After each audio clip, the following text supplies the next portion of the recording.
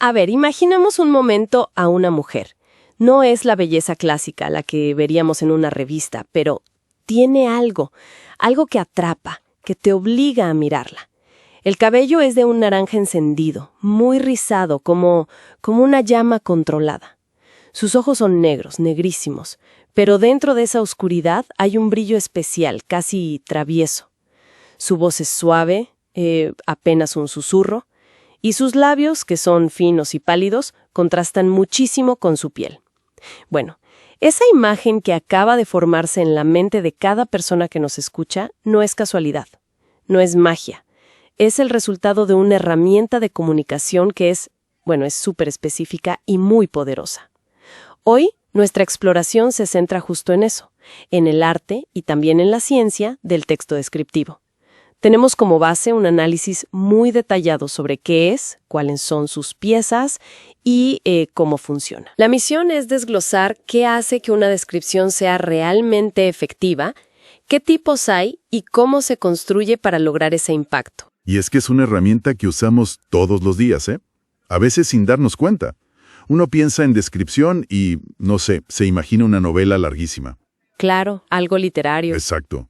Pero está en todas partes. En un manual técnico que te explica cómo es una pieza, en un informe científico, o hasta en la forma en que le cuentas a un amigo cómo fue una situación que viste en la calle.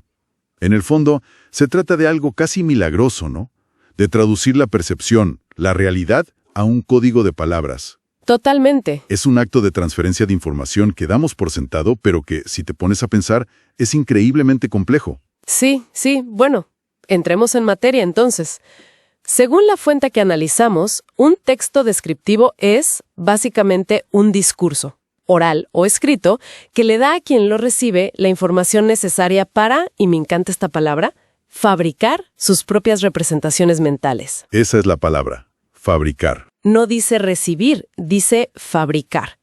La imagen de la mujer del principio, cada persona la fabricó en su cabeza con los materiales que le dimos. Y esa palabra, fabricar, es la clave de todo. Implica que la persona que lee o escucha no es un receptor pasivo, no es un simple contenedor. Es un constructor. Es un constructor activo, exacto. El escritor solo te entrega, digamos, los ladrillos y el plano. La calidad del edificio final que se monta en la mente del otro, pues depende de la calidad de esas piezas. Y la fuente es muy clara al diferenciarlo de otros textos.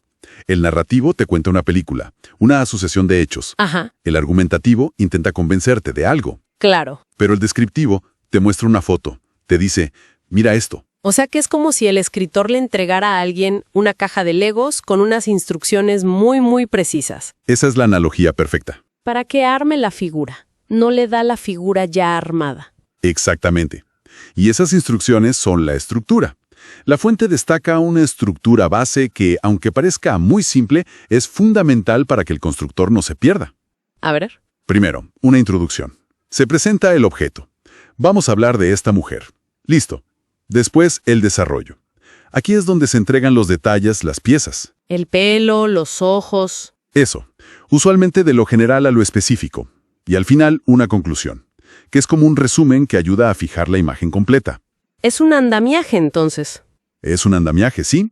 Guía a la mente para que construya la imagen de forma ordenada y no reciba un caos de detalles sin conexión. Ok. Si la estructura es el plano de construcción, ¿cuáles son los ladrillos? Porque la fuente habla de unas características muy específicas que son, al final, las herramientas del oficio. Menciona las obvias, claro, que los adjetivos y los sustantivos son los reyes aquí, se llevan todo el protagonismo. Pero a mí me llamó la atención algo más sutil que señala, la ausencia de acción. Es que esa idea es fundamental para entender el mecanismo. La ausencia de acción es lo que lo convierte en una fotografía, y no en una película. Fíjate que la fuente menciona específicamente el uso constante de verbos como ser o estar. Cierto. Volviendo a tu ejemplo, dijiste que su cabello es naranja, que sus ojos son negros. Claro, no dije qué hacía la mujer. Exacto, sino cómo es. Estamos describiendo un estado, no un proceso. Es un retrato verbal, una instantánea. Y eso me hace pensar, ¿será por eso que la fuente dice que predominan los verbos en presente o en pasado? Es una forma de congelar ese momento, de sacarlo del flujo del tiempo para poder observarlo. Precisamente. Se crea esa instantánea verbal. Si dices su cabello era naranja, lo fijas en un punto del pasado. Si dices es naranja, lo fijas en el ahora. Pero en ambos casos, está quieto. Y aquí el análisis se pone más interesante, porque esta herramienta de congelar la realidad no sirve solo para la poesía. Claro. La fuente resalta la tendencia a la objetividad y el uso de tecnicismos en muchos textos descriptivos. Esto demuestra una versatilidad enorme. Puedes usar las mismas herramientas para describir un atardecer, de forma poética. O el funcionamiento de un marcapasos. Justo. De forma rigurosa y objetiva. De hecho, la propia fuente usa esa versatilidad para proponer categorías. Textos técnicos, científicos, sociales. Un espectro amplísimo. Sí. Claro, y eso me lleva a una pregunta. No todas las descripciones se sienten igual. La descripción de un motor en un manual no te provoca lo mismo que la de un personaje en una novela. La fuente tiene que hablar de esa diferencia, ¿no? Por supuesto. De hecho, esa es la gran división que vertebra todo lo demás. La descripción objetiva frente a la subjetiva. Una es como un plano de arquitectura y la otra es como una pintura impresionista del mismo edificio. Me gusta esa analogía. La fuente lo explica a través del lenguaje que usan. La descripción objetiva usa un lenguaje denotativo. O sea, el significado literal. El del diccionario, exacto. Busca la precisión, la exactitud. Un manual de un teléfono no te va a decir su pantalla brilla como 1.000.000 de soles. No, para nada. Te dirá pantalla de 6.7 pulgadas, resolución de tal por tal. Entonces, si describiéramos a la mujer del principio, de forma puramente objetiva, sería algo como sujeto femenino, altura aproximada a unos 70 metros, cabello de pigmentación rojiza. Suena a un informe policial. Totalmente. Es frío. Es frío porque su única función es informar, no evocar. En cambio, la descripción subjetiva, que es la que tú hiciste, usa un lenguaje connotativo. Usa metáforas, símbolos, palabras cargadas de emoción. Cuando dijiste que tiene algo que atrapa o un brillo especial, ahí ya no estás informando de un hecho verificable. Estás transmitiendo una percepción, un sentimiento. Exacto. Buscas provocar una respuesta emocional. Y a partir de esa gran división, el abanico se abre muchísimo. Totalmente. La fuente despliega una variedad de tipos que te muestra lo rica que es esta herramienta. Habla, por ejemplo, de la descripción sensorial, que busca explícitamente activar los sentidos. Olores, sonidos. Justo, recuerdo una descripción de un mercado en un libro de García Márquez. No solo te decía cómo se veía, es que casi podías oler las guayabas, escuchar el bullicio. ¡Qué potente! Eso es descripción sensorial pura. Luego está la técnica, como la de un vino en una cata. Notas de frutos rojos con un final ahumado. Pura técnica. O la topográfica, que describe un lugar, un paisaje. Y por supuesto, la literaria, la que da vida a personajes y escenarios. Y aquí la fuente usa unas palabras que al principio me sonaron, no sé, muy académicas. Prosopografía y etopeya. Esas. Siendo honesta, ¿realmente necesitamos estos términos? Entiendo perfectamente la duda. Suenan a palabras que uno no usaría en una conversación normal, ¿cierto? Cierto. Pero no es para sonar pedante, es para tener precisión. Son herramientas de pensamiento para quien escribe. La prosopografía es la descripción de los rasgos físicos. Lo que hiciste al hablar del cabello naranja y los labios de la mujer es pura prosopografía. Ok, lo de afuera. Exacto. La etopeya, en cambio, es la descripción de los rasgos morales o psicológicos, del carácter.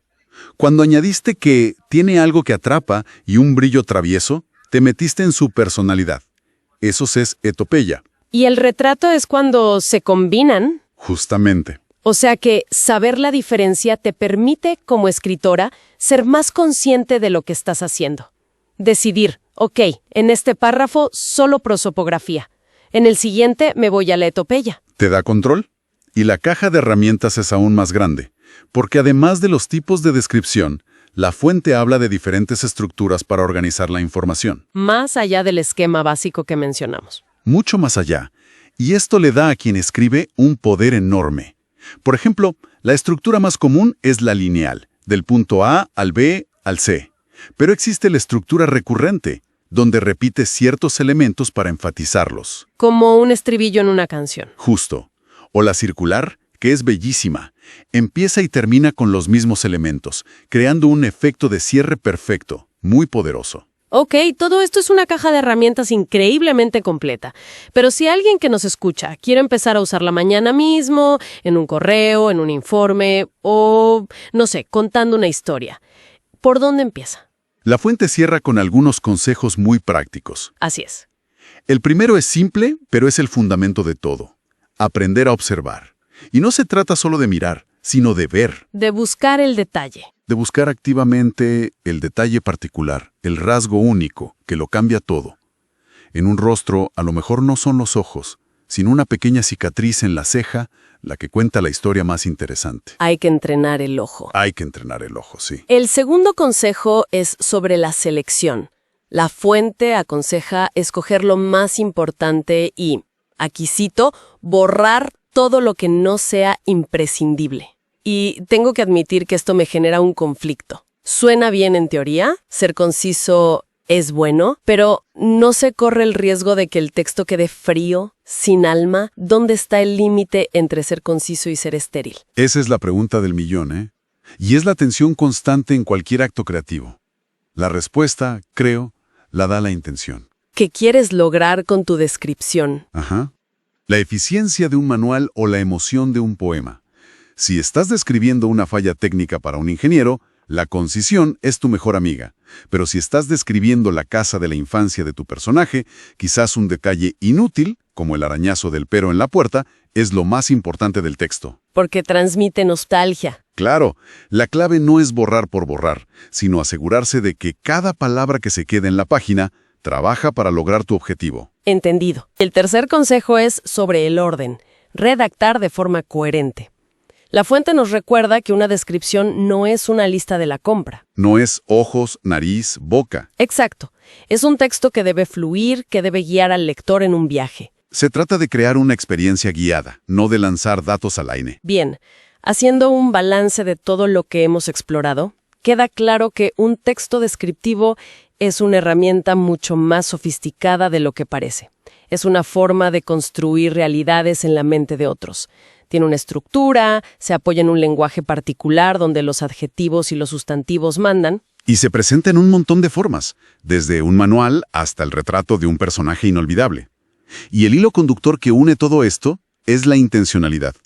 Cada decisión que toma quien escribe, si el lenguaje es objetivo o subjetivo, la estructura, los detalles que incluye o los que omite, es una elección estratégica. Tiene un propósito. Exacto. El propósito de guiar, de dirigir la percepción del receptor. No es solo un acto de mostrar, es un acto de dirigir la mirada. Una forma de poder muy sutil. Muy sutil. Y eso que dices nos deja con una idea final para reflexionar. La fuente hace una distinción muy clara entre la descripción objetiva, que busca ser un reflejo exacto de la realidad, y la subjetiva, que es una visión personal.